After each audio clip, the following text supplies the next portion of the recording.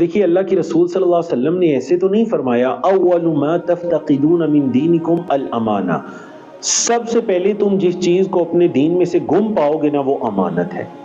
ہم یہ سمجھتے ہیں کہ ہمارے پاس کسی نے کوئی چیز رکھوائی، بڑے ہم نے اچھے طریقے سے اس کو رکھا یہاں تک کہ اس کو واپس کر دیا، بس جی یہ امانت ہے۔ یہ تو امانت کی ایک قسم ہے۔ شریعت اسلامیہ میں امانت کا مفہوم بڑا وسیع ہے۔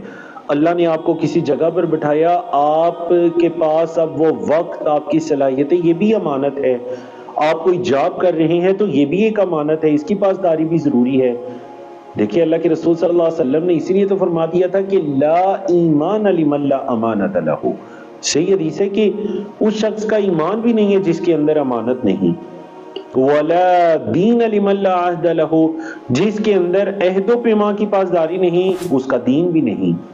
تو یہ امانت کا مفہوم بڑا وسیع ہے۔ قرآن مجید کے اندر تو دین اسلام کو ہی امانت کہا گیا۔ میرے آپ کے پاس یہ نصوص، یہ دین اسلام کا علم، یہ ساری چیزیں میرے اور آپ کے پاس امانت ہے، جس پر ہم نے عمل کرنا ہے، یہاں تک کہ اپنے بعد والوں تک پہنچا دینا ہے۔ یہ امانت ہے ہم پر۔ اللہ رب العزت ہمیں ان امانتوں کی پاسداری کرنے کی توفیق عطا کرے۔